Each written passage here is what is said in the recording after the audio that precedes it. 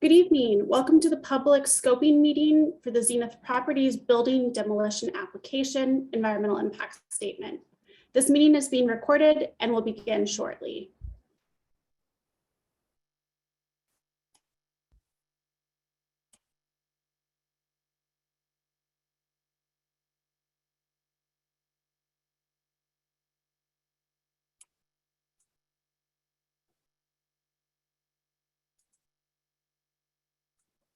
Good evening, everyone. Welcome to the public scoping meeting for the Zenith Properties Building Demolition Application Environmental Impact Statement. My name is Colleen Toomey. I am with Stefferson and Associate Communications in Seattle, and I'm part of the project team supporting the city. Before we begin the presentation, I would like to walk through a few important items. We will have two segments in tonight's meeting. First, a short presentation, and then our public comment period. To reduce background noise and make sure things run smoothly, all attendees will be muted during the presentation. Tonight, everyone is participating through this Zoom platform. Here are the key features that you need to know about. You can adjust your volume by clicking on the audio setting in the bottom left of the screen. If you can't hear us at first, try your audio settings first.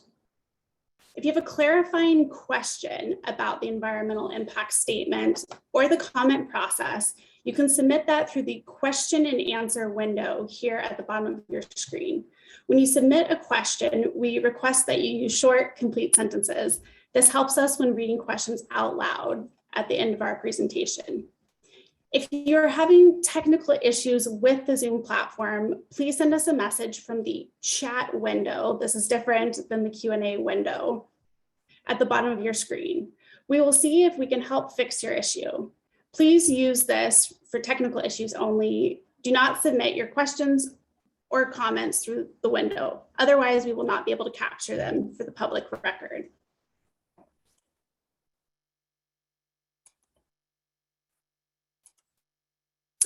We also have a call-in number for those who wish to listen along. That number is 253-215-8782, and please use the meeting ID that is listed on your screen. We will not be able to take questions or comments from call-in participants, but we encourage you to submit your comments through the online portal at the project website or by mail.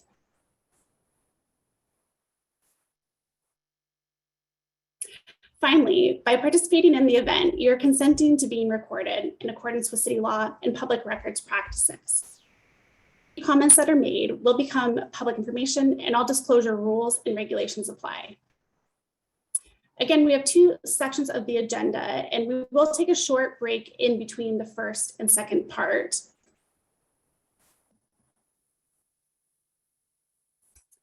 And just to recap this evening, so we are all here for the EIS scoping meeting. The city is hosting the public meeting as part of the state environmental policy scoping process. The goal of this evening is to share information about the application, the EIS process, and upcoming milestones. It's also an opportunity to learn how you can continue to be involved through this SEPA process as a whole, submit comments on key issues and concerns. Again, there are many ways to give comment on this EIS scoping period. You can give your comments this evening. Many people have pre-registered to give comment. We thank you for that. And a court reporter is transcribing the comments that will be given verbally today. You can also submit online through the city website in the online comment portal by June 2nd at 4:30 p.m. You can also mail written comments to the city at the address that's listed on the screen. Those must also be postmarked by June 2nd, 2022. So again, we have two sections for tonight's agenda. We will open with a short presentation. We're then going to take a 5-minute break. You will see a countdown clock at the break time, so you'll know exactly where we are. And then we will come back to the public comment process. I will give an overview of how to give comment tonight, and then we will work through our list. I want to let everyone know that we do have 17 people registered to give comment. Each person will have 3 minutes. and we will, for the most part, work through alphabetical order. Some folks may want to drop off, some people may want to stay, so you are welcome to participate in whatever way works best for you this evening. And with that, I would like to turn it over to Denise to start our presentation. Good evening, everyone. Thank you for participating in tonight's virtual scoping meeting on the Zenith Properties EIS. My name is Denise Lathrop, and I am the Community Development Director and designated State Environmental Policy Act official for the City of Des Moines. In addition to myself, we have several other staff and representatives listening in tonight. As SEPA official, my role is to ensure that the SEPA process meets state requirements and that the environmental impact statement is thorough and accurate. The city has hired a team of experts that is led by environmental science associates that will be assisting us through the EIS process. Tonight is an opportunity for you to provide comment on the scope of the EIS and for us to listen. While this will not be your only opportunity to comment along the way, it will be an important one. As Colleen indicated, we are in listening mode tonight and want to focus on taking public comment. We will try to provide clarification on the SEPA process, and then for other questions that may come up, we will look to provide a response on a frequently asked questions piece for our webpage. Now, I'd like to introduce the other members of the panel. We have Nicole Lobenzensky and Pamela Zander from Environmental Science Associates. Nicole will provide some background information on the proposal, and Pamela will walk us through the SEPA process.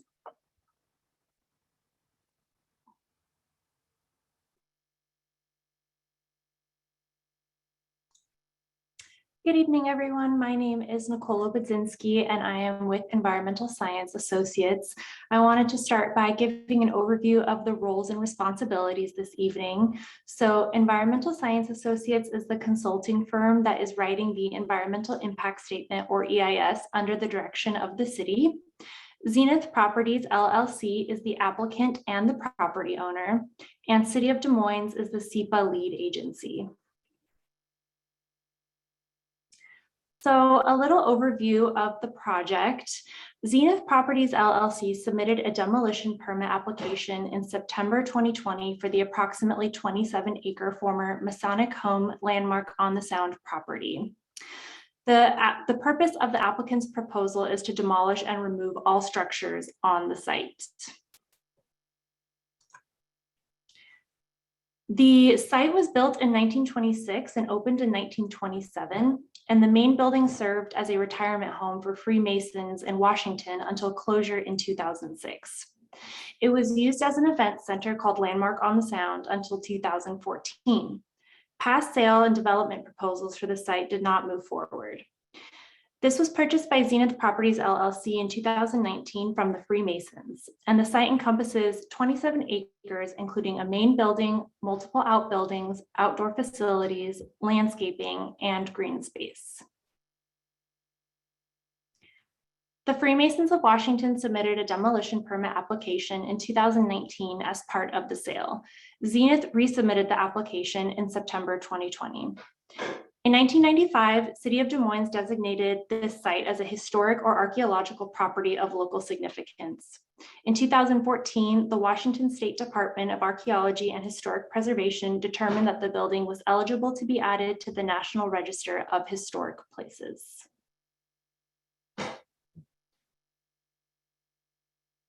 The applicant objectives are the following: to demolish the existing structures on the property, to remove on-site unsafe conditions and potential hazards due to existing structure conditions, to prevent further trespass within the existing structures, to prevent further vandalism to the existing structures, and to prevent further graffiti to the existing structures. And at this time, I'm going to pass it to my colleague, Pam Zander, to talk about the State Environmental Policy Act process. Thank you, Nicole. Again, I'm Pam Zander with Environmental Science Associates, and I'm going to share some information about the SEPA, which is the State Environmental Policy Act. And this was part of the legislature. You can read about it in the Washington Administrative Code in 19711.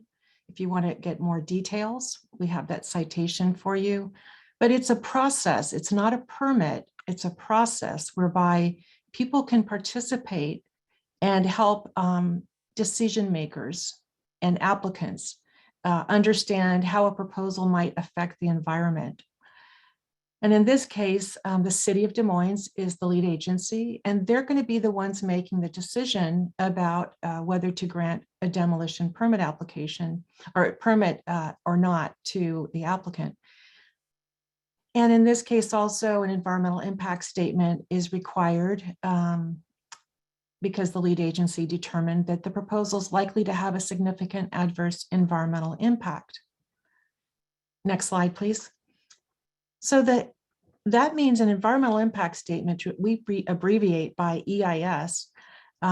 It's going to be a document that's written as part of this process that's going to provide information, and you will be able to read it. The city of Des Moines will be able to read it, and everyone will be able to see what the potential effects might be from the proposal. It will identify environmental conditions. We'll look at several alternatives. We'll look at potential impacts. We'll look at measures to reduce or mitigate any significant unavoidable adverse impacts. This graphic shows you where we are in the process. Started out with an application for the demolition permit in 2019.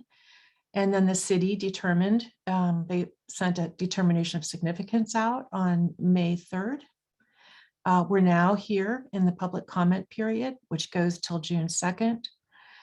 You will have other opportunities to comment. As you see, the next step will be the draft EIS, and there's also a comment period affiliated with that.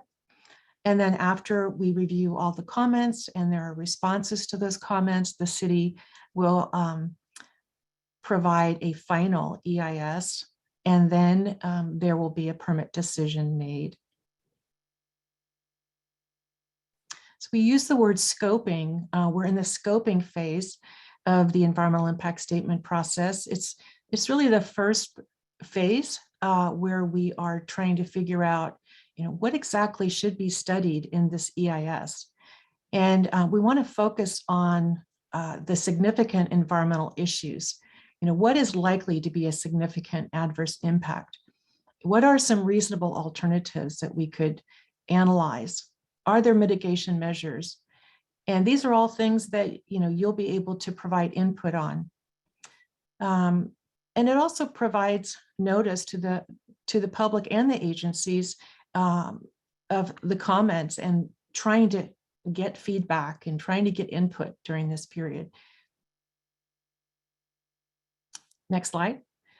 So the scoping topics, the cities determined that historic and cultural resources will be potentially a significant adverse impact effect here.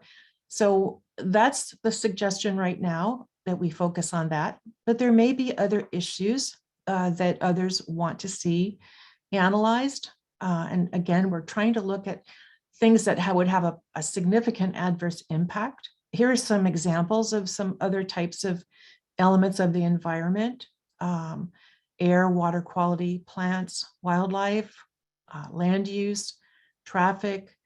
Some of those things, if you think there would be a significant impact, then you would want to provide a comment about that. Next slide, please. And a little bit more about alternatives. The SEPA process requires that we look at the no action alternative, which in this case is continue the current site conditions. Existing structures would remain vacant, unutilized. And then we have the proposal, which is the demolition alternative, which is to demolish all the existing structures and vacant buildings on the site.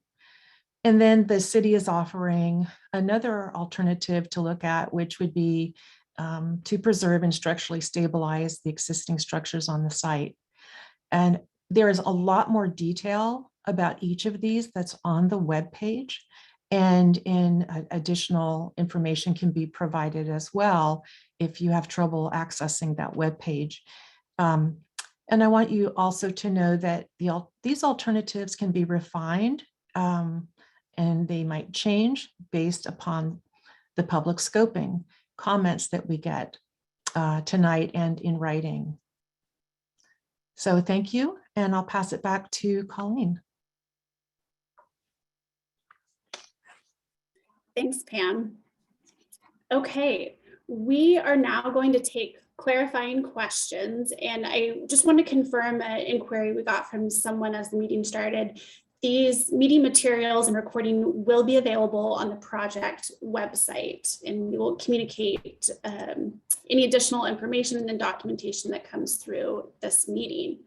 So we're going to take clarifying questions through the Q&A window at the bottom of your screen. That's different than the chat, so make sure you use the Q&A. Clarifying questions regarding this process, the scoping phase, and how to comment. So please focus your questions. We aren't able tonight, since we're really focused on public comments tonight, to kind of answer every question about the project at large, but we can really address SEPA, EIS, and public participation during this period. So again, so you can submit questions through the Q&A window at the bottom of your screen, and we ask that you use complete sentences that are succinct. And we're going to do those questions now and take public comment afterwards. So if you have your formal public comment that you would like to present tonight, we're going to do that in the second half. So I'm going to read the questions as they come through, and our project team will respond. We may not be able to get to every question, but please know that this Zoom platform we're using automatically documents every written question that we get. So we will have a record of it and be able to incorporate that into project communications and FAQ type materials, as Denise mentioned. Okay, so if you'll just give me a moment, our team is pulling up the questions that we've had. Okay, so the first question that we have is, when will the EIS be completed? So Pam, we'll have you start. Yeah, EISs generally take a year or less, and we're in the scoping phase. It's hard to tell when the process will be completed until we get a little bit further into the analysis. But I think a good estimate would be in the next 9 months. There should be a final decision. But again, that's dependent upon what happens during the analysis.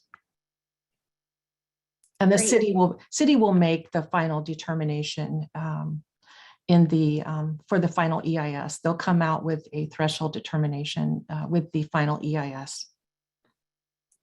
Thanks, Pam. And another question, just again, who makes the final determination? Would you mind reiterating that point? Sure. The SEPA lead agency is the city of Des Moines, and so the city will make that final determination. Thank you.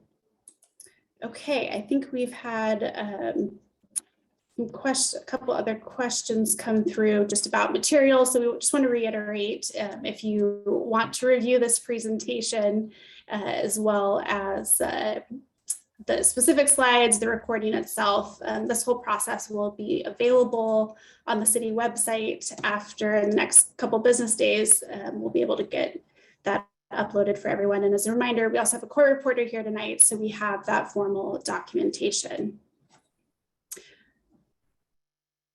Okay.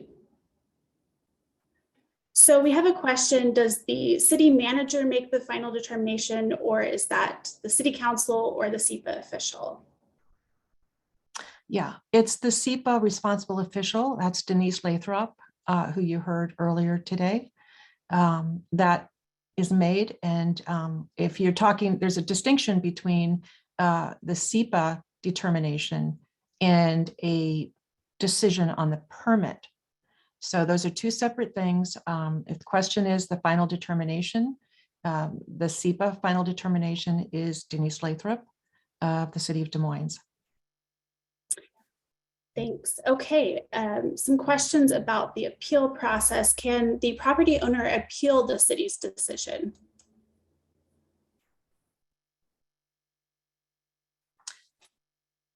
I think I'm going to let the city respond to that.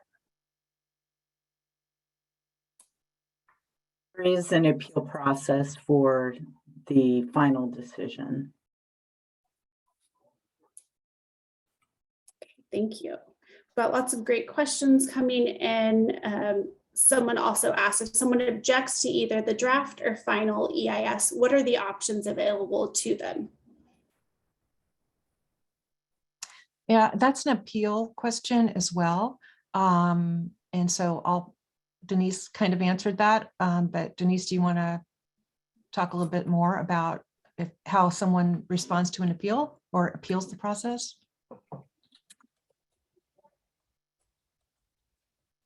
When a decision is made, the appeal process when the date of the decision is made, the appeal process is stated on that. Okay, thank you. Does the EIS analysis also include the full scope of what the developer plans to do with the property? If not, then why? Yeah, this is Pam Zander again. The application right now is just for a demolition permit, and there's no associated development with this particular proposal.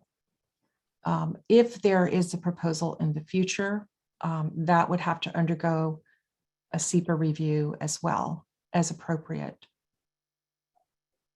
Thank you. And I see some other questions related to that. So hopefully that answers that question as well.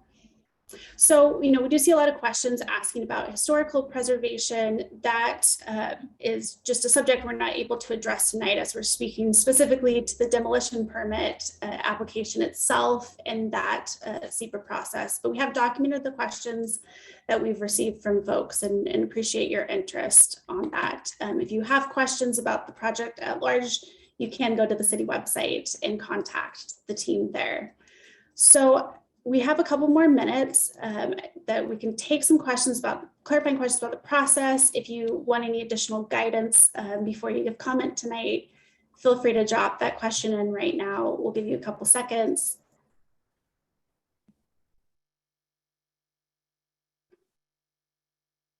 Okay, we have a couple questions coming in. Give us just a minute to respond, making sure we can answer any questions that are similar.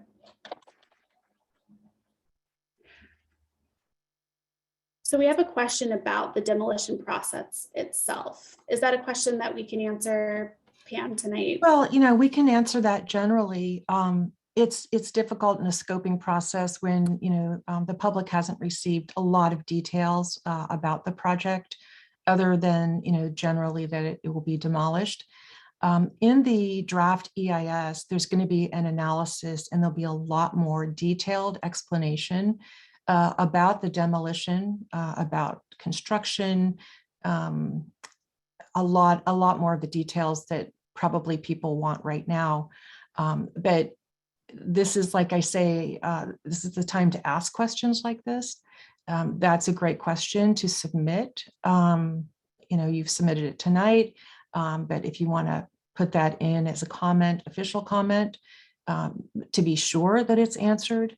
I think you'll be seeing a lot more details when the draft EIS comes out. But yes, these are the questions that you ask at this point. We don't have the answers yet because we haven't done the analysis. Thanks, Pam. Okay, well, those are the questions that we are able to get to tonight. I'm sure folks have a lot of other questions that will come along. So again, really welcome your comments and questions regarding the project through the formal comment portal. as well as staying in contact up on the project website if you want to stay connected to this project and know what the next steps will be for the SEPA process. So with that, we are going to move to a 5-minute break, give everyone a chance to reset before we move into the public comment period. I just want to note, as I said, we have about 17 people who are scheduled tonight who have pre-registered. Thank you for doing that. It's very helpful to the process for us to be able to work through names in an orderly fashion. We have just a couple accommodations requests that we're going to honor at the top of the comment period, and then we're going to roll through the remaining attendees and commenters in alphabetical order. Again, if you have not registered to give comment but would like to, you will be able to. We're just going to work through that list of names first, and then we'll give you instructions of how to use Zoom to raise your hand, and we'll be able to unmute you, take your comment. So we're going to move into a 5-minute break. I'm just going to note who our first 3 speakers are, so you'll be prepared when we come back to comments. The first people who are on my list are Trudy Thompson, then Craig Batson, and Sheila Brush. So we'll take a 5-minute break, and then we will start with Trudy Thompson, Craig Batson, and Sheila Brush.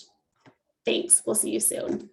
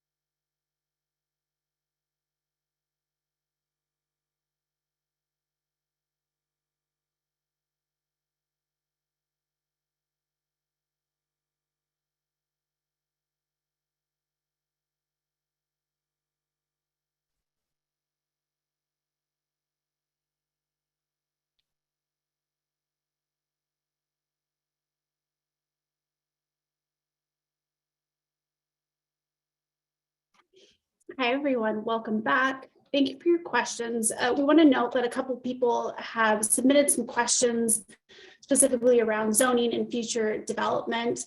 Those are great questions for submitting in your comments, whether you do it tonight or do it through mail, the online portal. And those are the sorts of questions that we look to address during the EIS process. So I appreciate those questions. They're documented tonight informally. We know that you asked that, and we encourage you to formally submit that with any comments. So just as a reminder, we're done with the Q&A portion, so we're not able to take any more questions. And as I said, we have 17 people who have pre-registered to give comment. We just have a couple of people up front, but we'll start with, and then we're going to move through the alphabetical process. So it's going to go through, we've got B's, a C, E, an H, a couple Ks, and then it will move pretty quickly. So I think it's good to be prepared. Everyone's to just kind of be here and present before your comments. And I will say, I'm going to say the name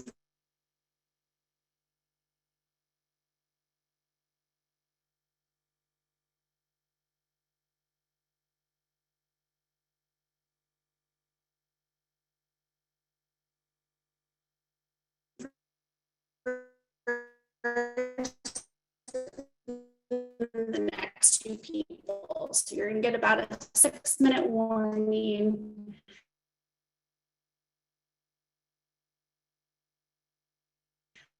That you will be up to speak. So we just want to quickly go over expectations for tonight. It's like any public gathering and meeting. We just ask people to be welcoming and inclusive to what you would like to see included in the EIS that is really helps, like harassment, intimidation, crass language, insults, and we do have the ability to mute and unmute people. So we look forward to everyone's civic participation tonight. Okay, so moving on to just a primer of what this is going to look like. Here's how we're going to do things. So I've mentioned that people have pre-registered. You must be logged into the Zoom platform so we can first identify the speaker and then mute and unmute for comment. I'm going to call your name and then the next two people who are in line. So a member of our team is going to unmute you. You're going to get a notification from Zoom on your screen. You have to unmute yourself first. And then when you unmute yourself, you can begin speaking, and that's when your time will start. You have, so please start by providing your first and last name. If there's an organization you're representing that you'd like to identify, please do that as well. When your 3 minutes are up, we'll move on to the next speaker. And if the record as well. And I understand that we will try to correct that. Okay, so the first person to give comment tonight is Trudy Thompson. The next two speakers are Craig Batson and Sheila Brush. So Trudy, we are going to unmute you. And your time will begin when you start speaking. I'm Trudy Thompson and have lived at Judson Park for nearly 15 years. On behalf of my fellow residents, I will read the following statement. The structures on the previous landmark on the Sound property, which lies adjacent on two sides of our Judson Park property, are the focus of much concern for the residents of Judson Park. The proposed demolition of these structures opens high probability of dissemination of harmful particulates, such as mold, fungi, asbestos, lead, construction material particles, and just plain dust and dirt into the air to be blown toward us by the prevailing south to north winds in this location. The resulting noise and dispersal of harmful pollutants from the demolition of the structures would likely seriously affect the health, particularly respiratory health, plus the serenity and peace of the approximately 300 elderly residents, average age 88 and several over 100, and of the 275 employees who provide the resident care. Also, for a significant period of time, it would deprive residents the ability to dine on the patio use our outdoor sidewalks, wooded paths, balconies, and lanais, which are all an important part of residential living at Judson Park. In addition to pollution outdoors, we believe that toxic emissions will be taken into our air circulation systems, where our health would be endangered even within our homes. Our 90-bed rehab skilled nursing center lies within 100 yards of the main building to be demolished, putting our most vulnerable residents at great risk. Many residents have pet dogs that need to be walked outside for bathrooming. During demolition and cleanup, air pollution would cause a health risk not only to the dog walker, but also to the pet. Additionally, many residents, employees, and visitors use the south side parking spaces for their vehicles. These would be coated daily with demolition, dirt, and dust, which may cause exterior damage to them. Noise pollution during demolition and the many days of cleanup is also troubling. The constant noise, dust, diesel fumes, and traffic disruption from the huge trucks hauling away the hundreds of tons of debris would be unbearable. We are also concerned with demolition. Vermin would be driven from the existing buildings into the neighborhood. In summary, we hereby request the City of Des Moines to restrict all demolition to fall within the following parameters. 1, we hereby request that the City of Des Moines allow zero emission of particulates and toxins from the property to blow onto Judson Park property. 2, we request that all noise be mitigated to barely audible from our rehab skilled nursing center, and that the hours of work be reasonable, i.e. 8 a.m. to 6 p.m. and no Sunday work. 3, we request that our streets not be disrupted from demolition and cleanup traffic. Respectively submitted, Trudy Thompson, Advocacy Committee Chair. Thank you.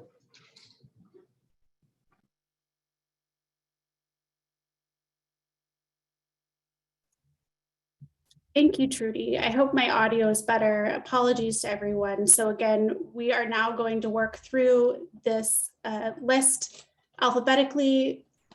The next person is Craig Batson, then Sheila Brush, and then Catherine Colborn. You will be after that.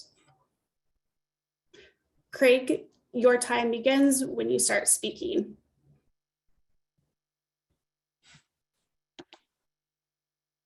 I'm not currently seeing a Craig Batson on the attendees list. Okay. We're going to move on to Sheila Brush, and Craig, we've made a note. We'll come back to you if you do join. Sheila Brush, you are the next speaker.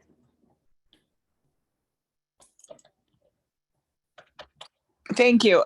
I didn't sign up for a public comment. I signed up to speak because there was no area that specified how you could ask questions.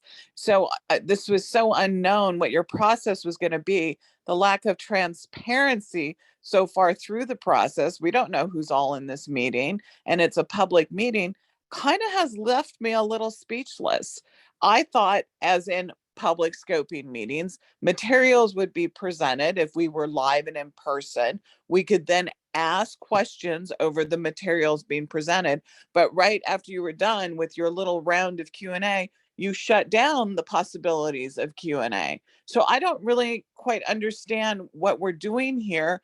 And I think that that is with full intent, that you are trying to keep the public unaware of really what is going on. Just the fact that you're engaging in a demolition process with no idea what the property owner intends to build has also left me a little speechless. So I don't need the full 3 minutes to remain speechless.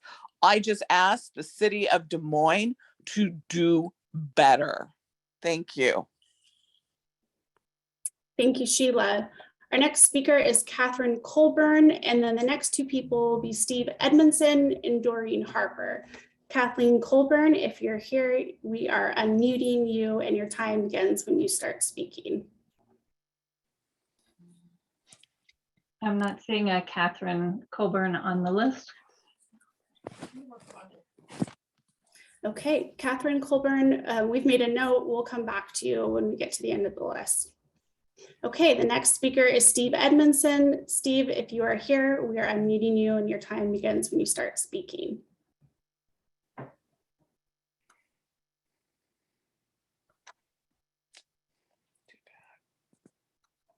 Also not currently seeing a Steve Edmondson on the list.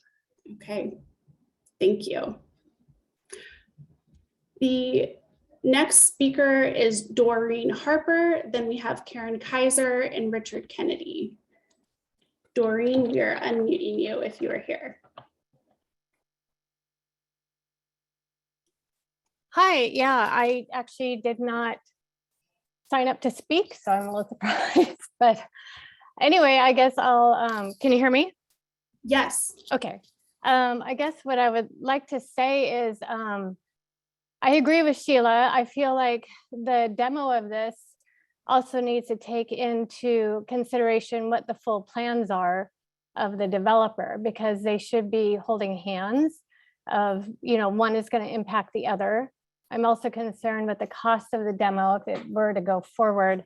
What kind of guarantees that we have from the developer that it's not going to sit empty and there will be, we will we'll lose out on the Masonic home and also end up with a vacant lot minus the trees, and also have the impacts of the poor air quality and everything else that goes along with the demo. So I don't know what kind of guarantees or assurances there's going to be if he was able to get this to be demolished, what we're going to actually get in return from it as a community. I'm pretty concerned about that. Anyway, like I said, I really wasn't expecting to speak because I thought I clicked the not speak option once I signed up for the link. But I would appreciate due diligence on finding out and including what the full plans of the developer are so that that could be considered in the environmental impact statement. Thank you. Thanks, Doreen. Okay, Karen Kaiser is the next speaker, and then Richard Kennedy. Karen, your time begins when you start speaking.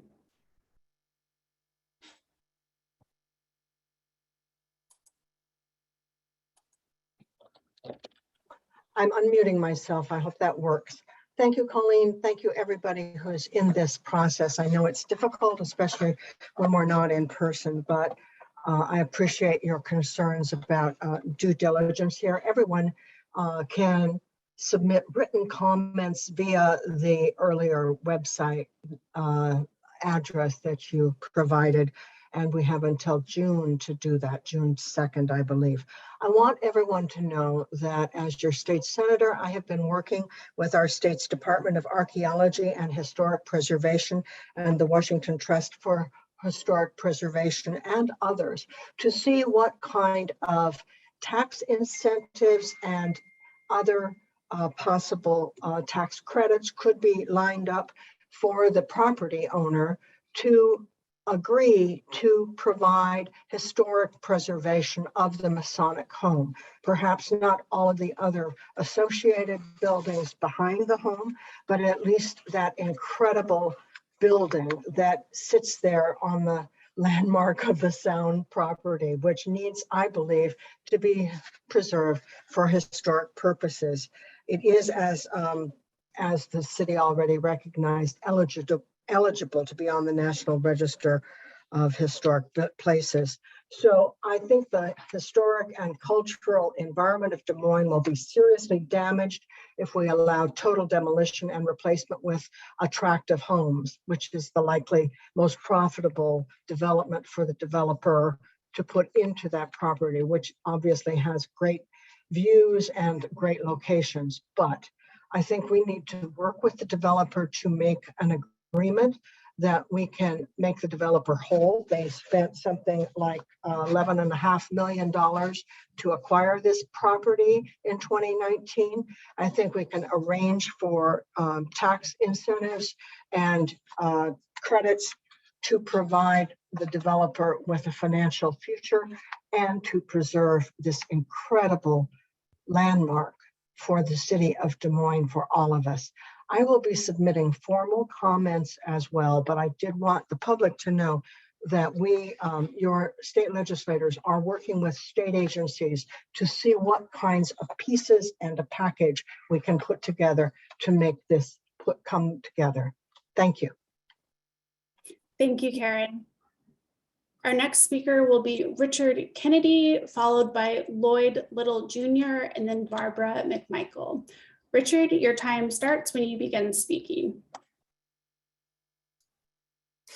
My name is Richard Kennedy. I am speaking on behalf of the Des Moines Historical Society, founded in 1978 and located at 730 South 225th Street.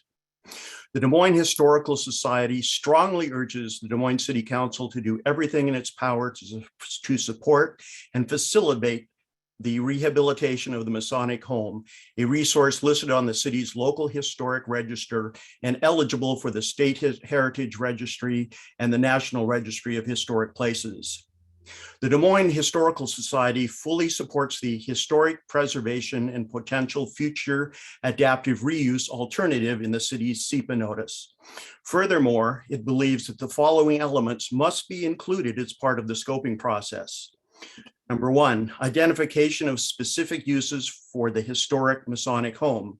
It is impossible to provide an adequate economic analysis of preserving the historic structures without the identification of a potential use, nor is it possible to understand the full impact on our environment without assessing proposed new uses for the site.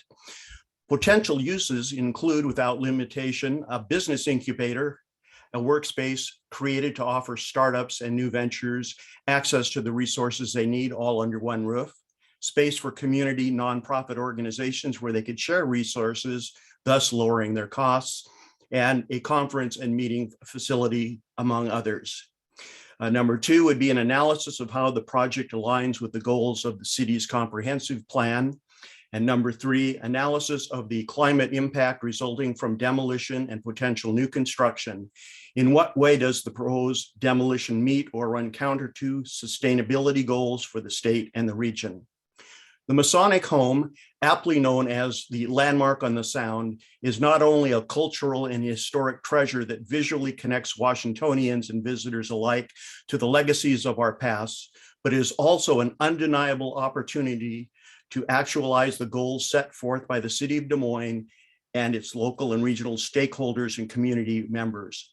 Historic preservation and potential future adaptive reuse alternatives must be thoroughly exhausted prior to any further consideration of demolition, especially when redevelopment plans have been kept from the public.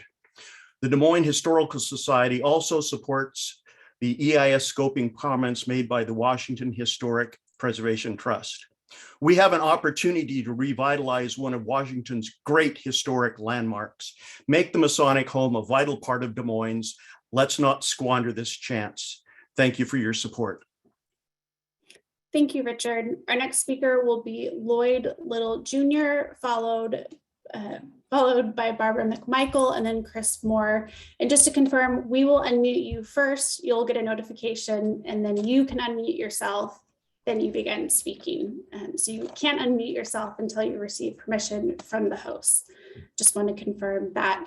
So we are seeing two Lloyd Littles listed on the screen. We're going to start with Lloyd Little Jr. to match the registration, and we'll see if that is the right speaker.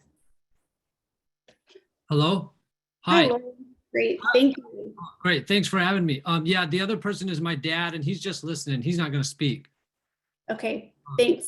But also, just a note, I think George Pettibone is signed up to speak later, and he's with me now. So when it's his turn, you could just come back to me. Noted, thank you. Well, thank you, everybody. It's a pleasure to be here. And me and my dad and family are residents of Des Moines for 20 plus years. We love this community. One of the first things I noticed when I came here through Des Moines when I was very young is this beautiful building. Just in the heart of Des Moines. It's the architect. I can't, not 100% sure, but I think it's like related to the Paradise Lodge up in Rainier. It's just classic, beautiful art that it's unique in the nation. And we'd love to see it preserved. We've got a lot of old growth there, so it's not environmentally friendly. to tear it all down. We noticed in the EIS statement too, no regard to the wildlife. We got bald eagles that go back there. Canadian geese love that lawn, and they're getting their home pushed out big time. So we'd like to see that preserved. And there's huge aquifers up there. I mean, Des Moines is famous for its water. So if you demolish everything with all those pollutants and build stuff, you know, we're polluting our own water supply, which is going forward. Water is a very precious resource going forward in today's climate change world. So we need to preserve that. Like Karen Kaiser said, we'd love to see it preserved as a national heritage site, and not just the front. The back area is wonderful too. When my mom was alive, bless her soul, we'd go back there for nature walks and we'd see these beautiful animals. And just, it has the potential to be a beautiful garden, you know. We got to think bigger instead of just making our community bland and like cookie cutter like every other community. Let's just take this place. Let's make the developer whole. Yeah, I mean, they're entitled to compensation if it doesn't go through. But, you know, we need to think bigger than that. This can be a real cultural, natural, beautiful place, not just for Des Moines, but for the whole state of Washington.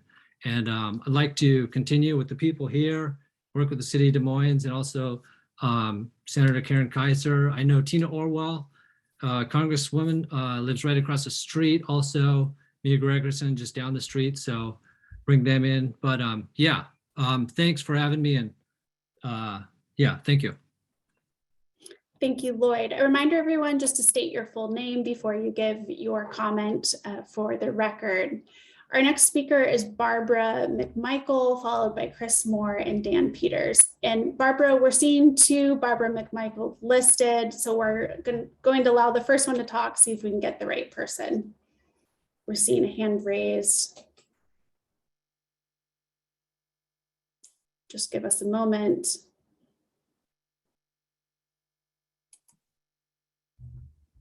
Barbara, are you with us?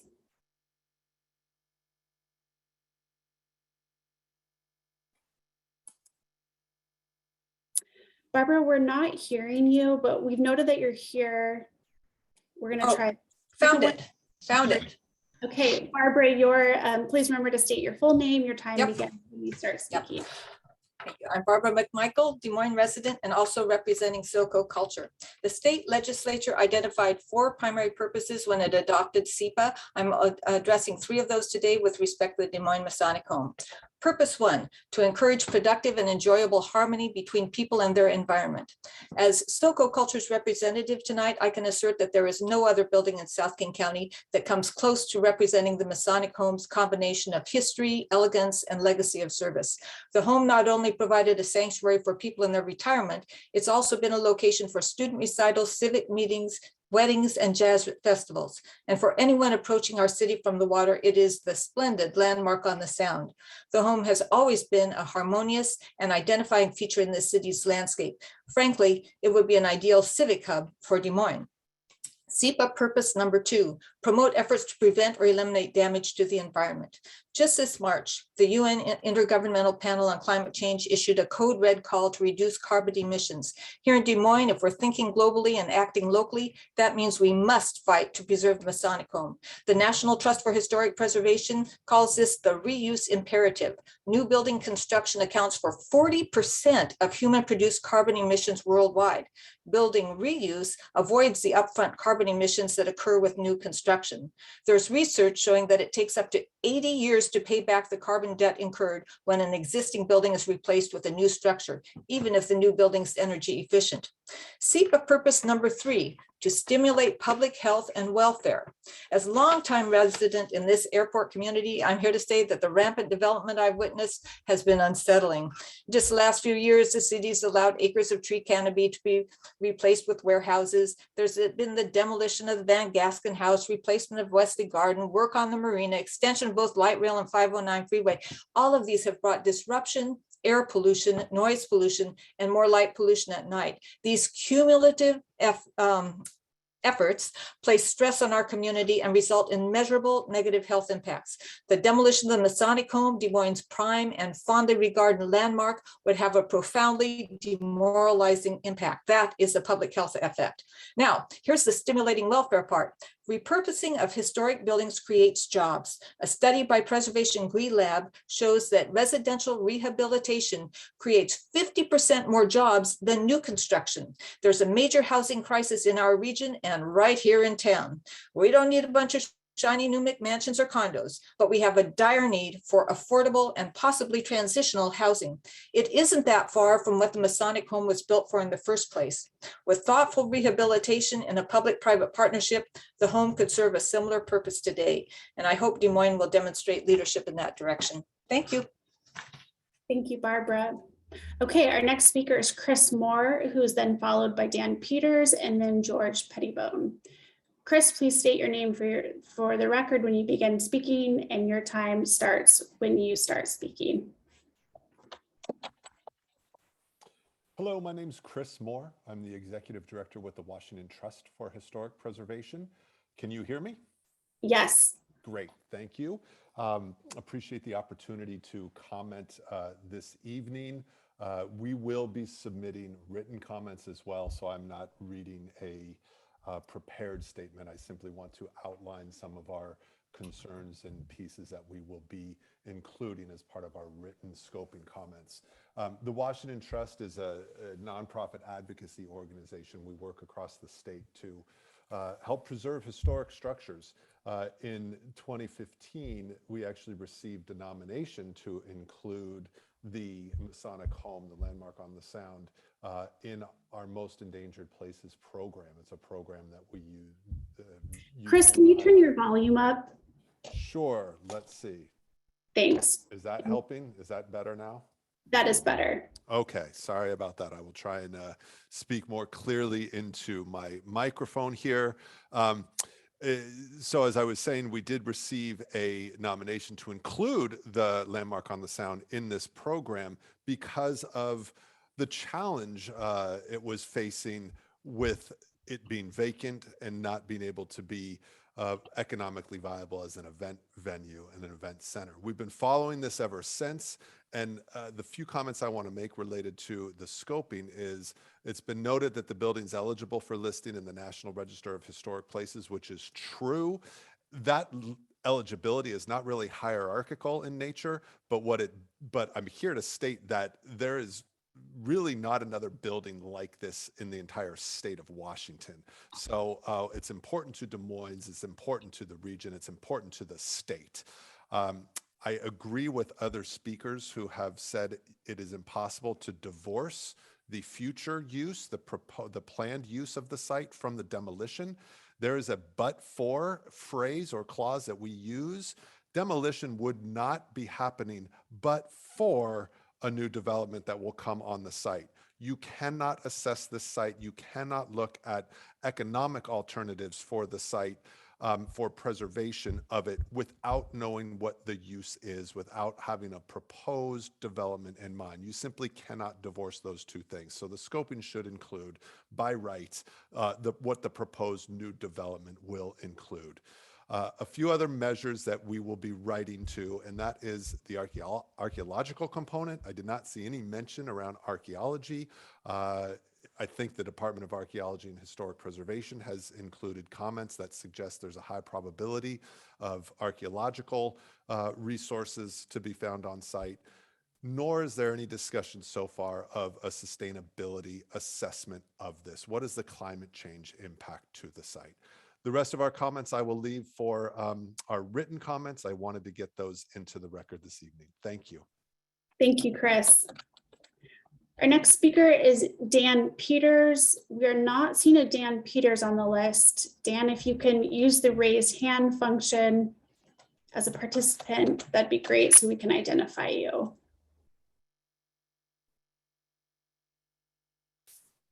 Let's see. Dan Peters, are you with Barbara McMichael?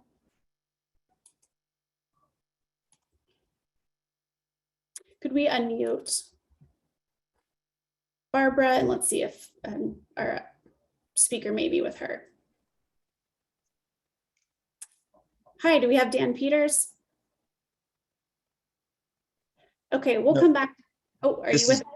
This is Ernest Thompson. For some good reason, I was unmuted. May I speak? Yes, go ahead, sir.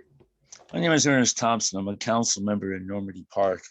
And I'd like to say that the city of Normandy Park does not support the destruction of this building under any circumstances whatsoever. Decades ago, I went into that building for other reasons and was stunned by the utter beauty that was taken in building that building. The handrails, the wood, it looked like something straight out of a Bogart and Bacall Casablanca movie. They had nursing facilities there, and they had pools where you could wheel down nursing wheelchairs 2 at a time into the pools so people who were confined to wheelchairs could get their sauna, their bath, and all of this, and then wheel them out. They had a lovely dining room. It's gorgeous beyond belief. And I want to say that when you talk about mental health, what's important is having buildings like that, that you're proud to look at, that are used by the public in mass, and they can be utilized in so many, many ways. And this is how you build actual culture by maintaining these buildings, not just tearing it down and building another expensive house for somebody, or even if it's so-called affordable housing. No, this is completely wrong. You have to build this for future generations, for the society and the people who have a sense of aesthetics. Any council member who happens to vote in favor of tearing down this building only demonstrates that they have zero, and I do mean zero, sense of aesthetics, zero sense of beauty, zero sense of what it means to build culture, and they should be utterly and completely ashamed of themselves. And somehow this must be saved. If it isn't, somehow, some way, they will be responsible for blood on the track. So many people feel so passionately about this. Normandy Park is opposed to its destruction. Save the Masonic Lodge. Thank you. Thank you.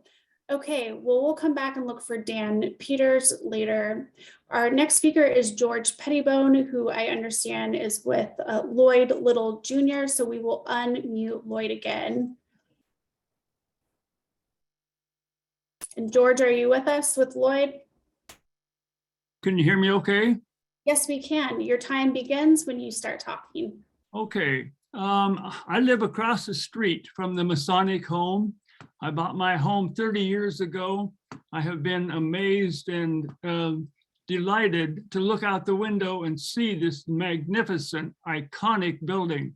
It is the most important structure in the city of Des Moines.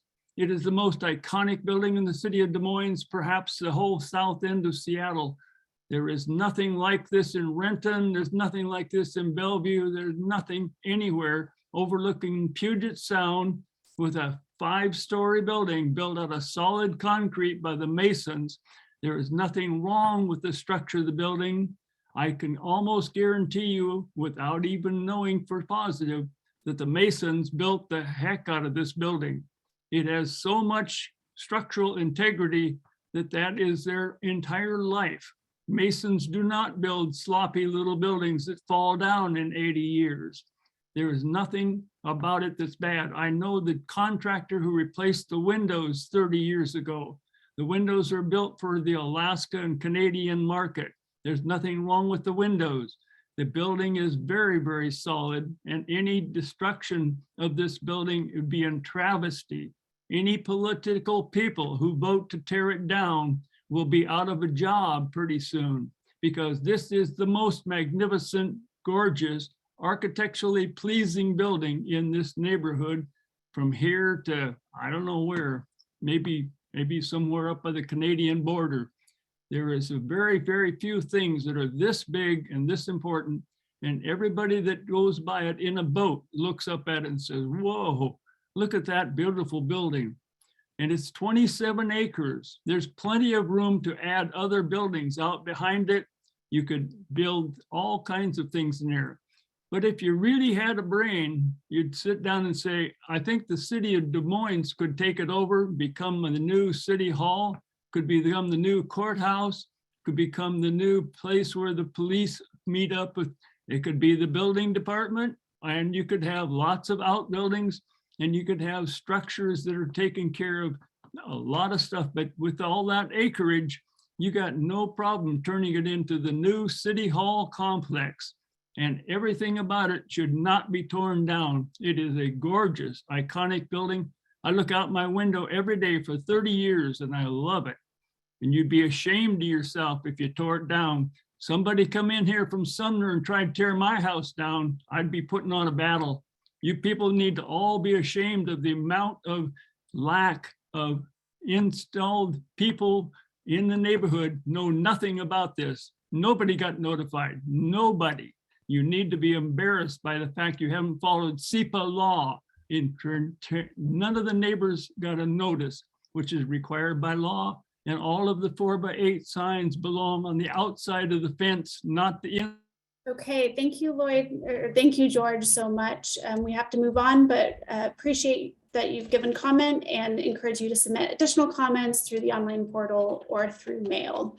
So just to let people know where we're at, I understand I had audio problems earlier on. My apologies for that. So we have about 4 registered speakers left for the evening. If you are here, you haven't pre-registered or haven't had an opportunity to give comment and would like to do so in this forum, we have plenty of time tonight to do so. So if you have not given comment, please raise your hand using the raise hand function on your Zoom screen. We're going to work through the next 4 names and then we'll come back to additional folks who have raised their hands. So the next person on our list is Alina Rogers. Alina, if you are with us, we are going to try to unmute you. We're not seeing an Alina Rogers. Okay, we're going to move on. The next 3 speakers, the last people who have pre-registered, are Holly Taylor, Keith Weir, and Edward Woods. So our next speaker will be Holly. Holly, our team, if you're here, our team is unmuting you. We see you on the list and your time begins when you start speaking. Hi, can you hear me okay? Yes, thank you. Thank you for the opportunity to speak. My name is Holly Taylor. My physical address is 11721 Southwest 250th Lane on Vashon Island, but I'm from Burien, just up the road from the Des Moines Masonic Home. And I support the preservation alternative for the Des Moines Masonic Home. The first thing I want to say is that the Masonic Home was not only for Freemasons, as I think Denise or Nicole said earlier. Freemasons were all men. The Masonic Home was also home to many members of Eastern Star who were all women. So I want to make sure that the documentation and the assessment of the historical significance of the property also considers the significance of women's history. And I don't think that there is even one historic landmark in the city of Des Moines that really focuses on the significance of women's history. So I think that's an important aspect of this property to take into consideration. I also would like to say that the Des Moines Masonic Home is an important cultural landmark associated with how we as a society take care of our elders and other vulnerable members. And I think this theme should be one of the focus points in the conversation about the property's future, as well as about the property's past. So I'm a historic preservation consultant as a professional. I also teach historic preservation planning at the University of Washington in the Department of Urban Design and Planning. And I'm proud to say that during Winter Quarter earlier this year, a team of my graduate students analyzed preservation options for the Des Moines Masonic Home. And those students may be in attendance tonight. I'm not able to see the other attendees, so I'm not sure. But my students came up with a preservation scenario involving rehabilitation of the core historic building and compatible infill development. And if my grad students can come up with a financially viable private sector preservation option over the course of a few weeks, that also supports the city's comprehensive plan goals for housing, then I think the experts on the city's project team could be tasked with exploring this option as well. And if the team is not sure how to go about it, perhaps my students would be willing to help them. So in addition to looking at private sector options, I would also strongly encourage the city to explore public sector options for preservation of the Masonic home. For example, looking at chartering a public development authority for the purpose of acquiring the property, working with nonprofit partners to preserve the core historic building, rehabilitate it for housing with appropriate infill development of additional housing units on the rest of that 27 acres.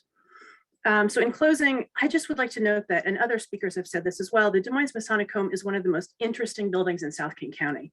It's architecturally significant, it's historically significant and culturally significant, and it should be preserved and reused for the community. Thank you very much. Holly. Okay, the last two people on the pre-registered list for tonight before we move on to the additional raised hands are Keith Weir, apologies if I'm not saying your name correctly, and then Edward Woods. Keith, are you with us?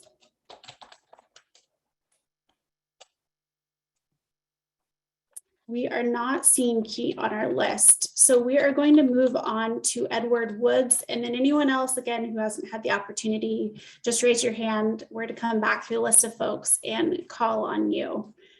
Edward Woods, our team is unmuting you, and please state your name for the record. Your time begins when you start speaking.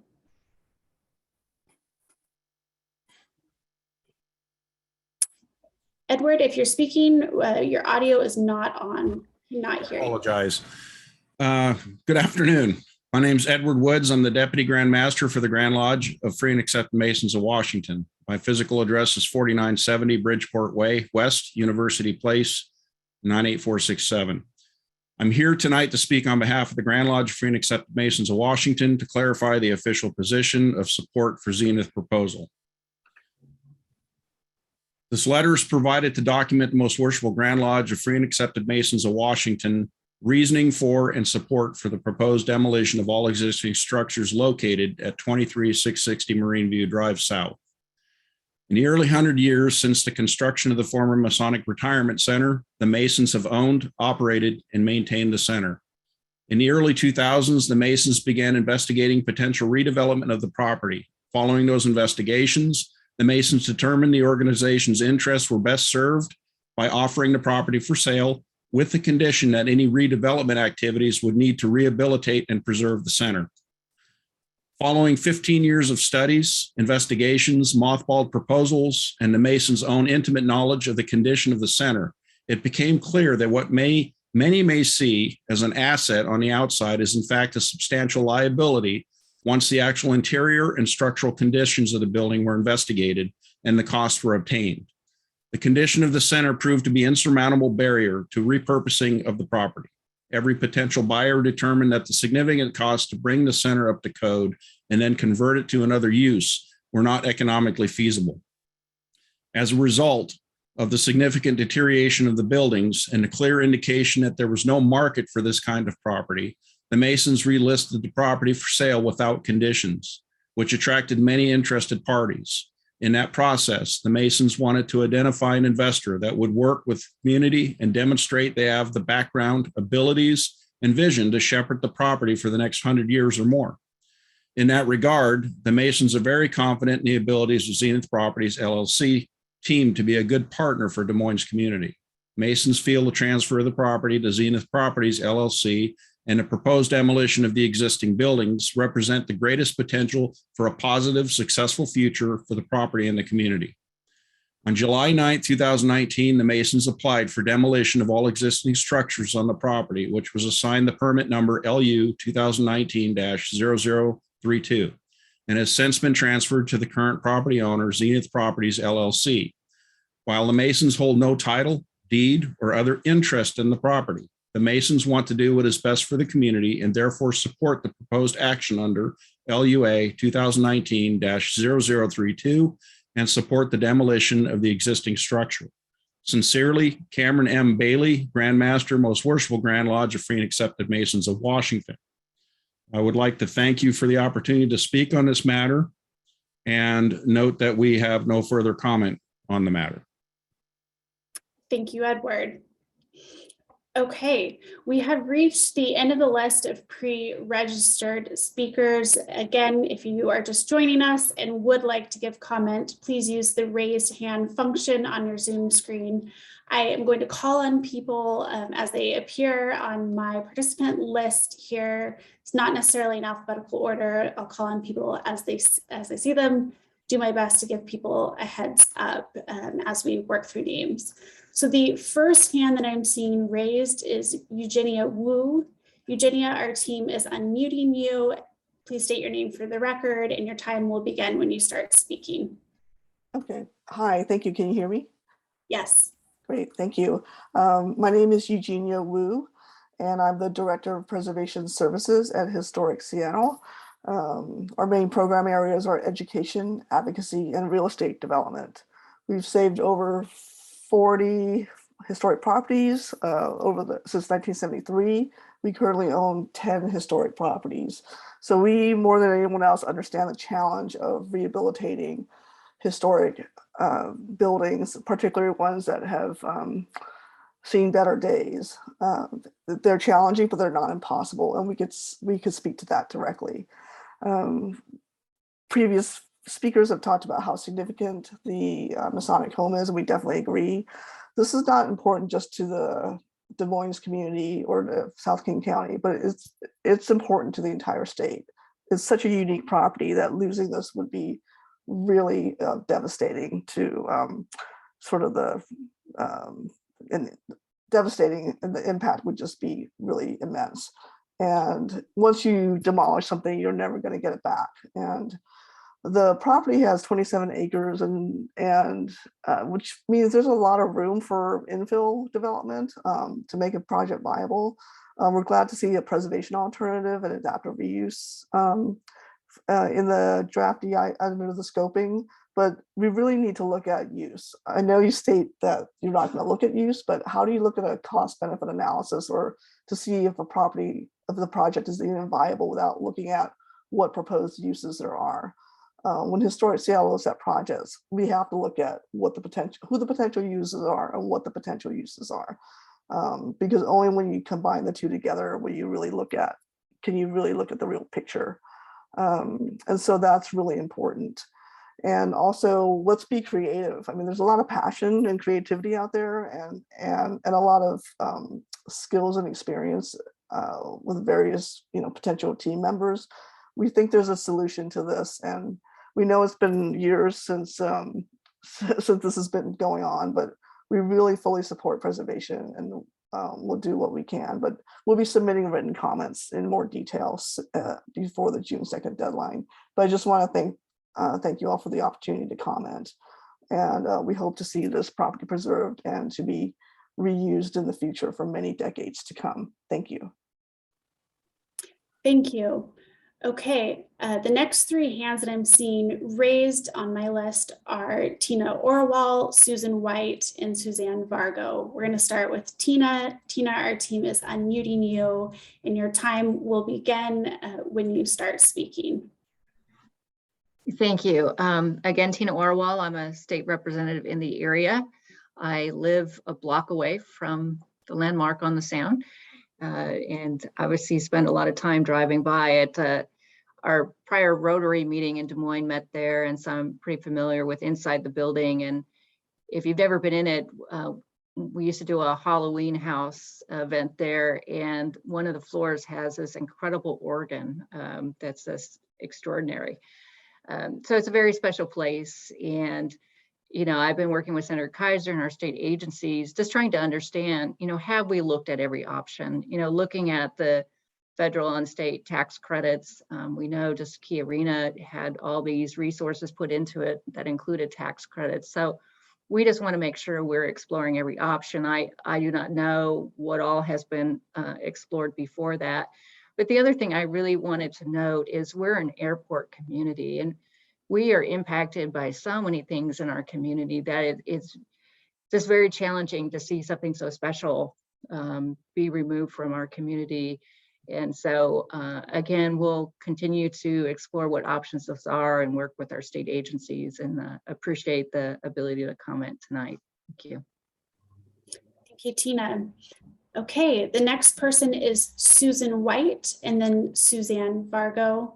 Susan, our team is unmuting you. Please state your name for the record and your time begins when you start speaking.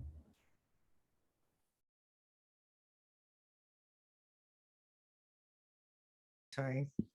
Hi, my name is Susan White and I live in Des Moines down here in Redondo. I'm a former city council person. Also, I was on the board with the Washington Trust for 8 years and had a lot to do with the redevelopment of the Des Moines Beach Park, which, you know, it's true, just listening to so many people advocating for preservation, economically, it pays off for communities.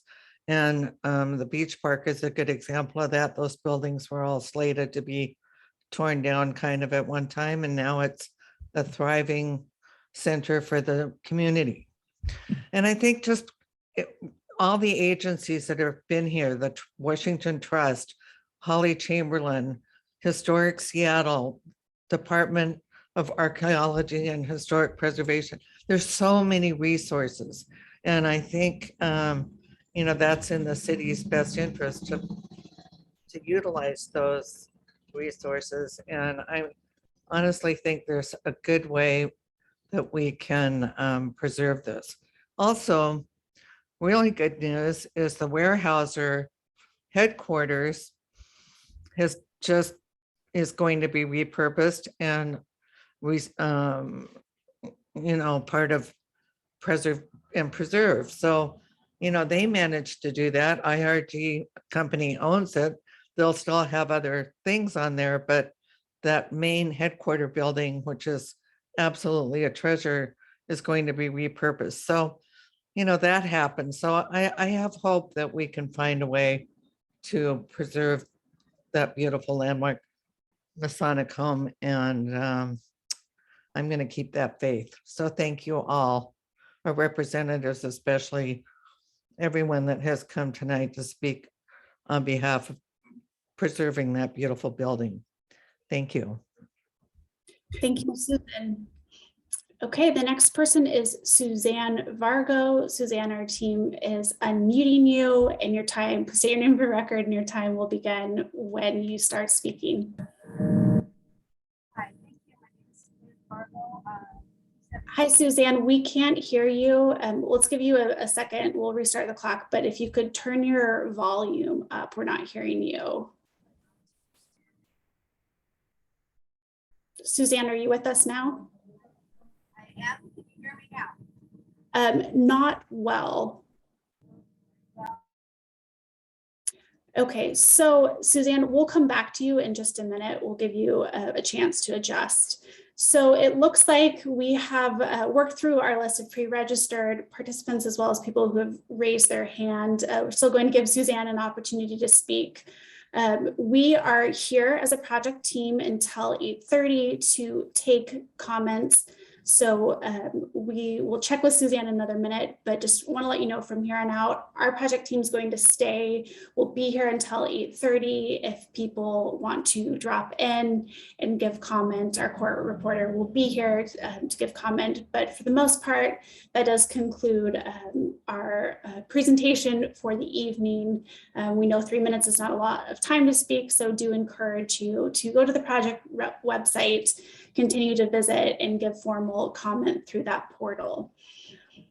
Okay, Suzanne, let's try again. We're going to unmute you. Thank you. Can you hear me now? It is better. You'll want to speak loudly. I will do my very best. Thank you. I apologize for the audio. 57-year resident of Federal Way, Washington, member of the Historical Society. And I would like to say, as a nonprofit member of the group KEEP, the Washington Trust for Historic Preservation is exceptional. We have saved a piece of property due to their negotiations and their expertise. I have taken 4 pages worth of notes by all of these intelligent, thoughtful community members, and the lack of transparency, the lack of SEPA regulations and following the law is very disappointing. The character of Des Moines will be altered. The character of our entire area and the proud moment when you see this amazing building will be lost forever. The Masons will be receiving money for their own benefit. And it is highly disappointing how they are selling out their own history as well as the community members and everybody that they have served. I can talk more, but I truly appreciate all of the creative efforts, and this can be done. I've worked with the Save Weyerhaeuser campus property, and all things are possible. Please be open. Please do the right thing. Inform the public and do the legal best so we can all get on the same page. I am grateful for this time. Thank you. Thank you, Suzanne. So if anyone is just joining us, we are currently taking public comment on the scoping process and the environmental impact statement for this project. It looks like we've gotten through all of our pre-registered speakers as well as people who have raised their hand. So what we are going to do now is take about a 10-minute break. We're going to reconvene at 7:40. The project team will be available to take additional comments, and those will be documented in the same way everyone else's comments have been here this evening. So we'll step back for about 10 minutes and then return. And again, encourage you to visit the project website. And we thank everyone who registered tonight, who attended and is participating in this public process. I also want to note there's been some additional questions just about process, format, and documentation submitted through the Q&A. We aren't able to get to all those questions tonight, but we are noting them. We've noted your recommendations for meeting formats and summary. So thank you for those contributions. Okay, we'll take a 10-minute break. We will see the project team back here at 7:40 and look forward to any other additional comments that people would like to provide. Thanks.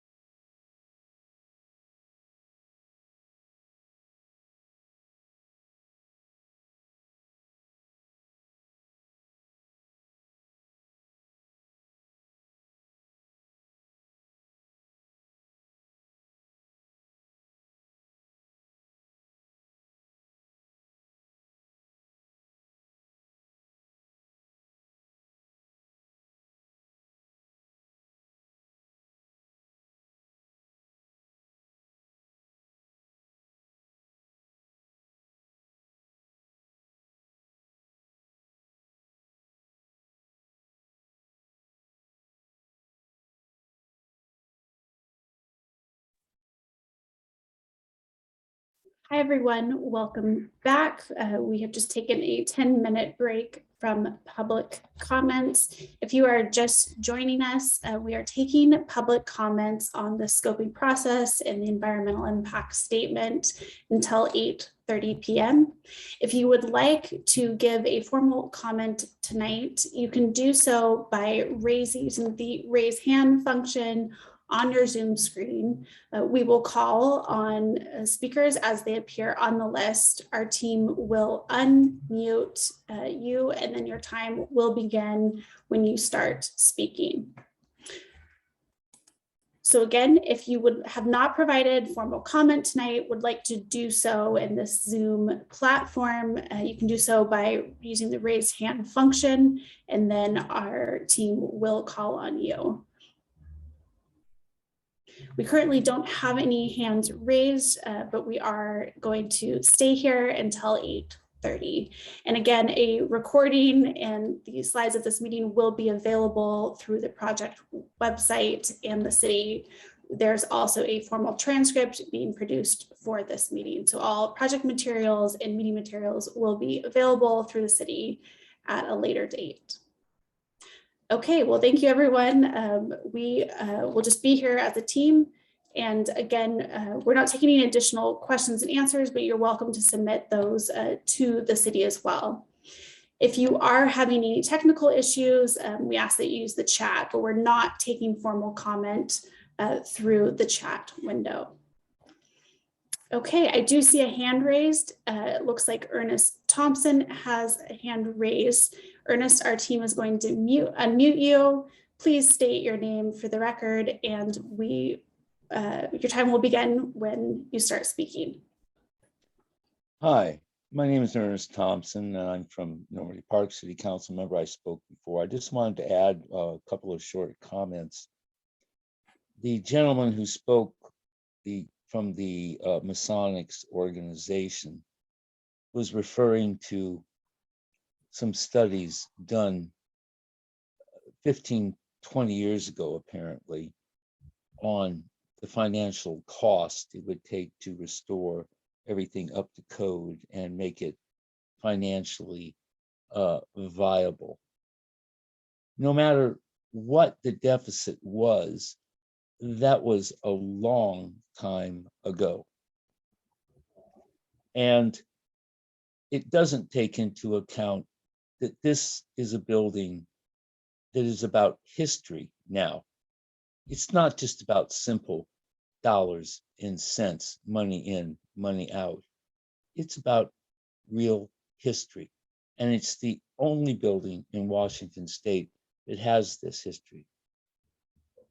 If the Washington state legislature building burnt down or was destroyed or seriously damaged, do you think they would spend any time wasting talking about whether they should just tear it down and let it be instead of restoring it?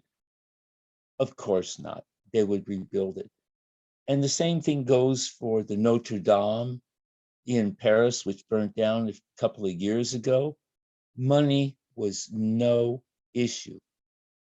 Well, we may not have a building that's 500 years old here in the United States, especially in the West, but we certainly have a building here that is our version of historically significant.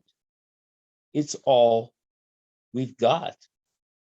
So money must not be allowed to be an issue in terms of restoring it. The state has to be involved.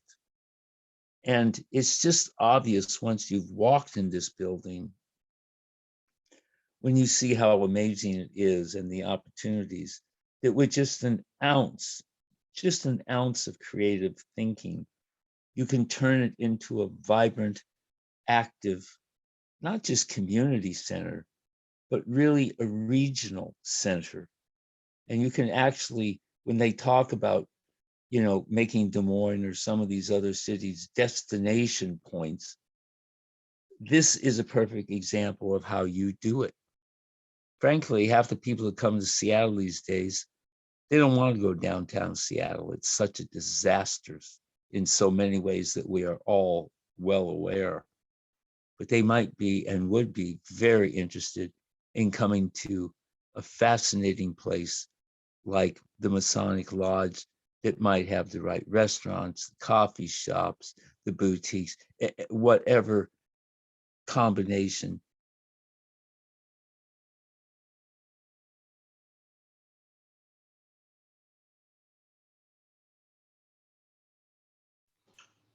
Okay, thank you very much. And I see that, sorry about that. We are having some technical issues right now. And I see that there is another hand that has requested to speak. Okay, and we will have you on in just a second here, Doreen. Hi again. For full transparency, and since everything will be a public record, could we also see who from city staff and council, along with who is in attendance of this meeting? Will that be public knowledge? And I guess if you can't answer the question, I'd prefer to see that list of people who are involved in this and who's signed up to listen, tune in, and also especially from the city. Also, I want to reiterate again, I think it's been a few times, that this EIS, it does need to include the developer's plans because you can't really analyze the costs of redoing the building, like renovating it, doing all this, without also weighing the cost of him tearing everything down, building materials, transportation, the environmental impact. So again, I really don't feel like this EIS will be full and complete unless we have the plans of the developer and what the intentions are for that property. And again, and just reinforcing that. That's all I have to say. Thank you, Doreen.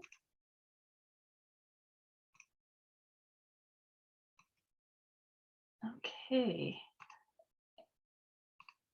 It looks like Colleen is still having some technical issues. And right now I'm not seeing anyone else who has their hand raised for any comments at this time. So we will be available here until 8:30.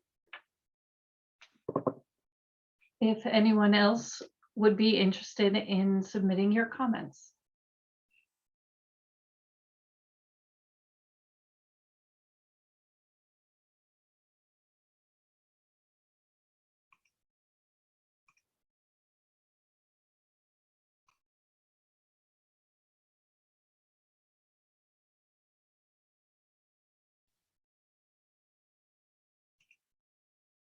Hello there, Jonathan. I see that you have requested to speak. I believe that you are also supporting several people who are with you there.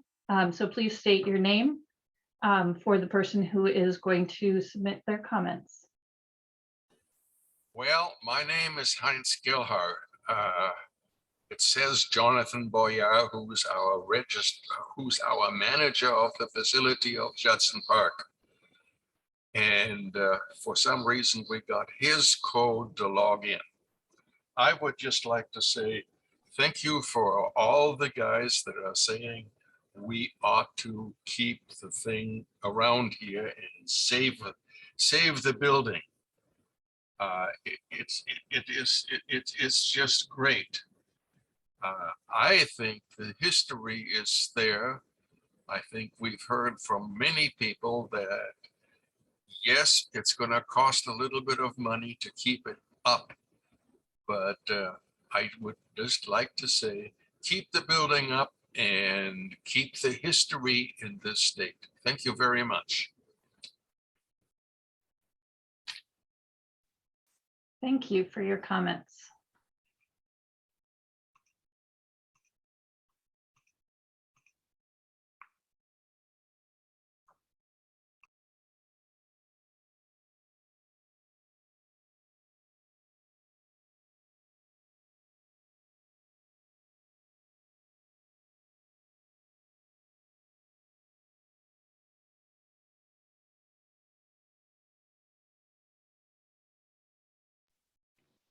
Okay, and it looks like we have another hand up with Lloyd Little Jr.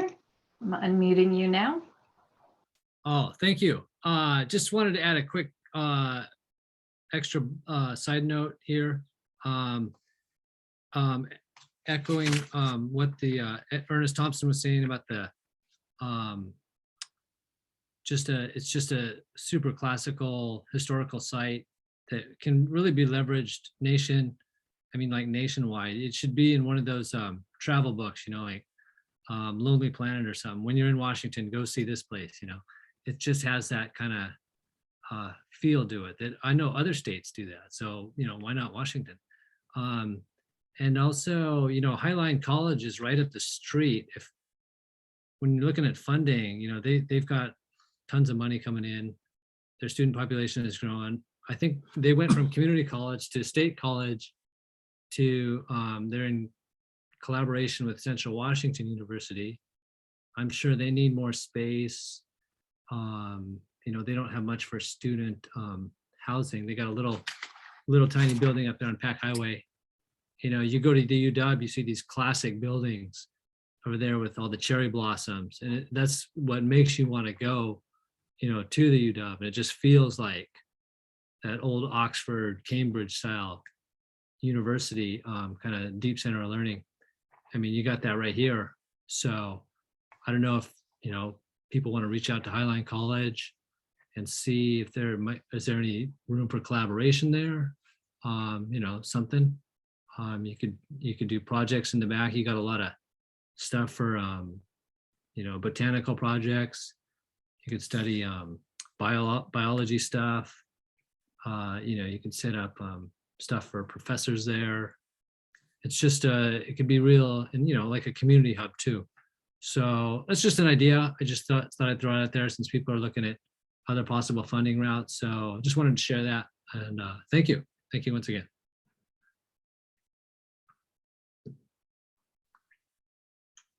Okay, thank you for those additional comments. And I am not currently seeing anyone else on the list that is waiting to comment at this time.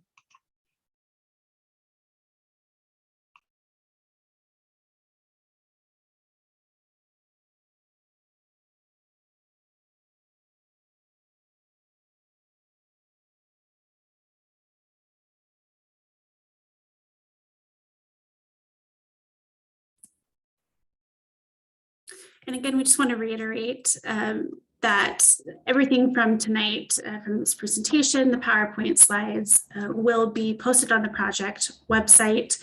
We will also be putting together a scoping summary that will reflect all of the information that was collected during this period, the public comments received both through this platform, through the mail, through online portal, letters that are submitted from organizations.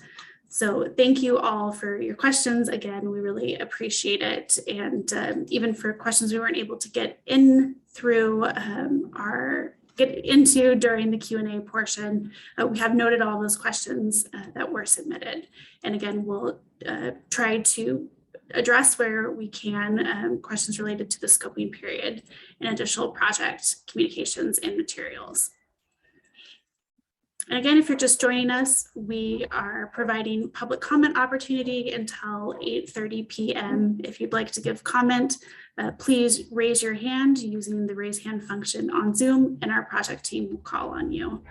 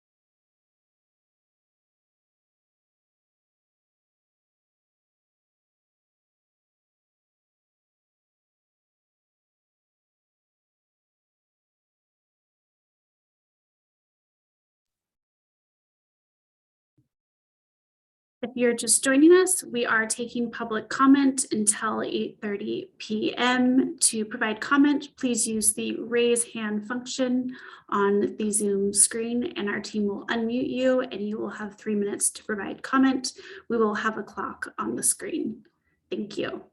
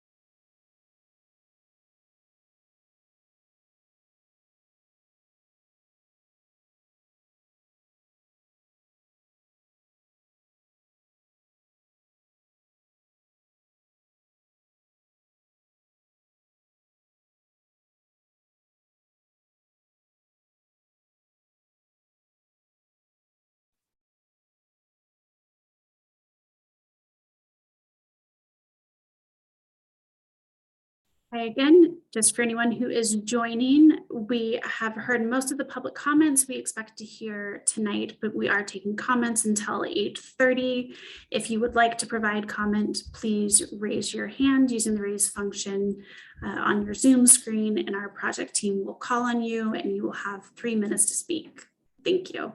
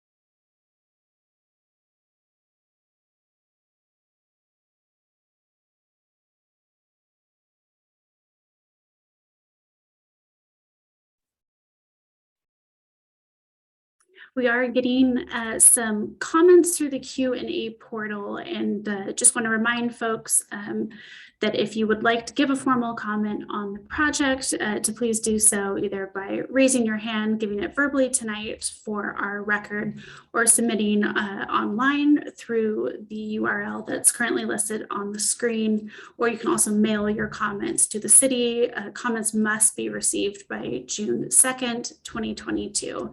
And again, please either give comments verbally tonight or through the forms that I have mentioned. We are not taking formal comment through the Q&A or chat window. Thanks.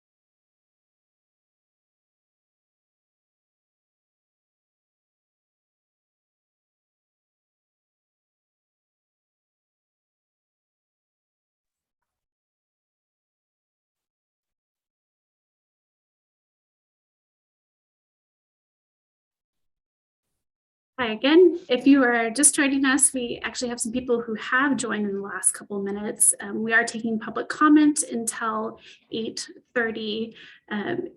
We do have some hand raised, so I will call on hands as I see them. And a reminder that we will put the clock up for 3 minutes and your time will begin when you start speaking. So the first person whose name I'm seeing is Steve Edmondson. Steve, our team is unmuting you and your time will begin when you start speaking. And please state your name for the record.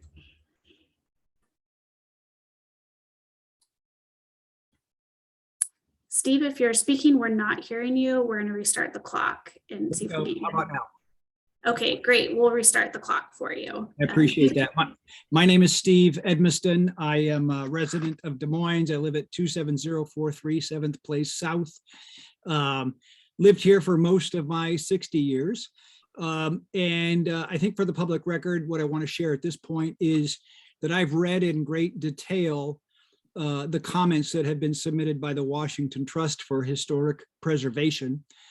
And I agree with all of their comments. And I want to make it clear as we are tallying what folks are saying here tonight, that I agree with all their comments. And in fact, I incorporate what the Washington Trust has said as part of my own public comment. For the sake of brevity, I just want the record to reflect that I am incorporating all of their comments. But I do want to highlight one point that they make, and that is, I'm sure you've heard a number of times tonight already, that I don't think it is possible to adequately assess the impact environmentally, historically, culturally of the loss of the Masonic home without knowing what is intended to replace it. Like I said, I'm sure you've heard that. I just don't know how it is, almost as a law of physics, possible to know what the impact to our city is going to be when we don't know what's going to replace it. So I would join with that comment. And my original thought that is an adjunct to that point, I think, is this, and maybe it's more of a notion of analogy, but I think it also is important as part of the scoping to think about the cumulative impact of our choices over the last several decades. And so I would pick 30 years, go back 30 years and see what historical properties that we have already removed in the city of Des Moines, and look at that as a cumulative analysis. That's important under SEPA and NEPA. Our city actually takes that position in the context of the airport, that cumulative impact of an event is critical to the analysis. I think it's important that the cumulative impact of our loss of historical sites be assessed. And here's the analogy that I would think of. If we take a tree out of a forest, one tree out of a whole forest, we might say we missed the tree, but the cumulative impact is not great. If there is only one tree left and we take that tree out, the cumulative impact is catastrophic.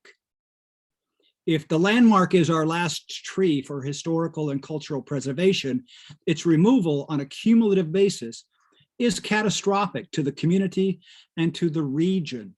And I would strongly suggest that we incorporate as part of our analysis that cumulative assessment. Thank you for a chance to comment and waiting tonight for people that couldn't come earlier to show up. Thank you.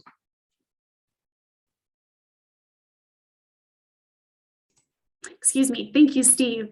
Again, if you're just joining us, it is 8:15. We have about 10-12 minutes available to continue public comment, and then we will just formally wrap by 8:30 for the evening. This is one of the many ways to give comment. You can also do so by visiting the city's website, which will take you to the online portal where you can submit formal comment. You can also mail to the city directly. And again, we've continued to drop this information and hyperlinks in the chat if you need those for reference. All of this project material and presentation will be available soon at the city project website. So again, if you'd like to give comment, please raise your hand using the raise hand function on Zoom, and we will call on you. You'll have 3 minutes. So if you think you might want to comment verbally tonight, please do so. We have about 12 minutes left to accommodate verbal comments this evening.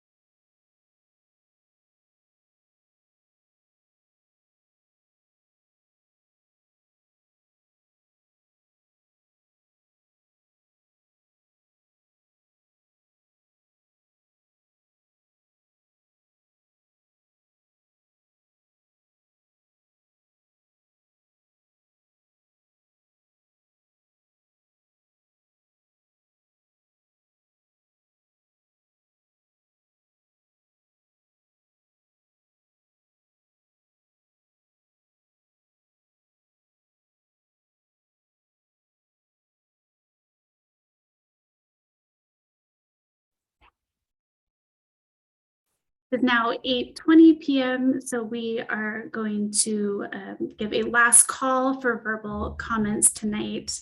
We'll give you a couple seconds. If you're still considering want to give comment, we welcome that. Please raise your hand. I'll call on you. If we don't have any additional folks wishing to give comments tonight, we will be concluding, but we will leave the slide up until 8:30 for people to jot down any information. Again, just encourage you to visit the city website. Also encourage you to sign up for email updates regarding this SEPA process. As Pam mentioned in the earlier presentation, there are additional opportunities for public input and comment throughout the SEPA process, and that information will be available on the website.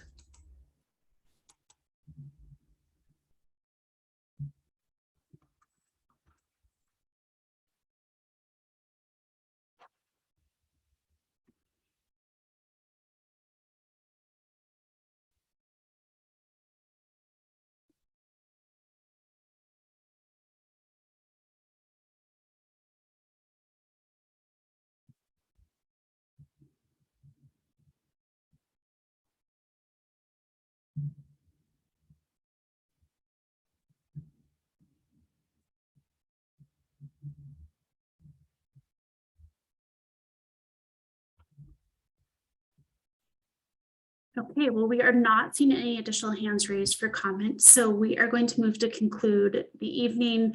Thank you all so much for being a part of this public process, for your contributions to the SEPA process, and for the input that you gave tonight. We're appreciative of your time and look forward to connecting with you again in the future. Sorry, you'll see our speakers drop off, but we'll leave the slide up for a couple more minutes. Thanks all.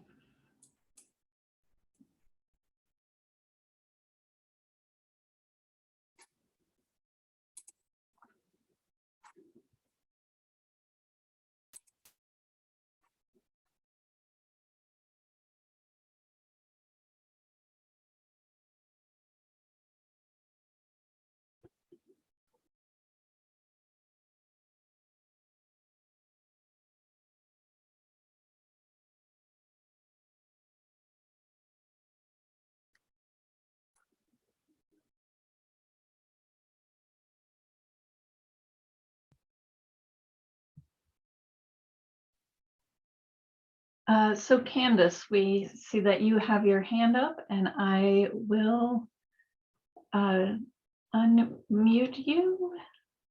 There you go. And let me move over to the slide for the comments. So please state your name as you begin speaking for the record. Thank you.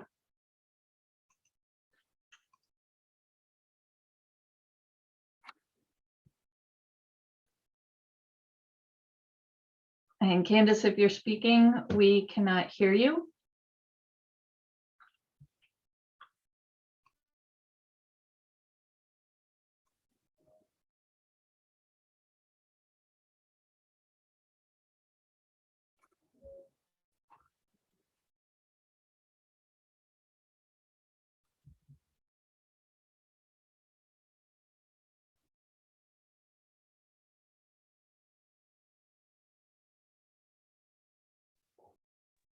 Can you hear me now?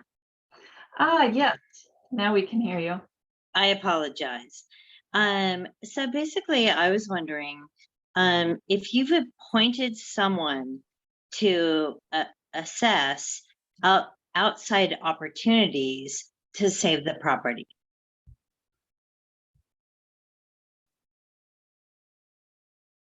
Just a question. Oh, and as a reminder, we are accepting public comment at this time.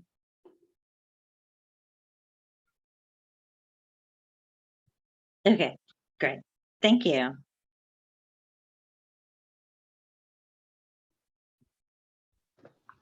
Thank you. We will make sure to note your question as well for the record.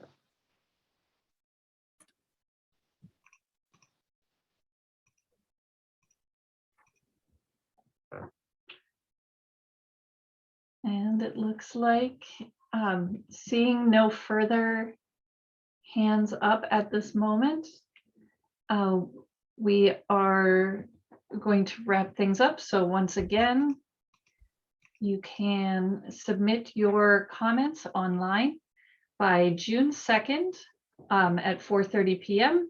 at the website, which the URL is on the screen right now and also in the chat. You can mail your comments in to the address that is on the screen. That needs to be postmarked by June 2nd. And you can also find additional information, including the slides from this meeting this evening and other project information at the URL that's on the screen, the project website, which is www.desmoineswa.gov/Zenith EIS. And thank you everyone for your participation this evening, and thank you to our presenters and speakers tonight. And I think we will wrap it up with that. So thank you everyone. Good night.